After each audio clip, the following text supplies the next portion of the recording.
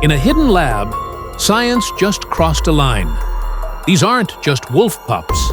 They're dire wolves, reborn after 10,000 years. Once apex predators of the Ice Age, now they're back as cuddly killers in training.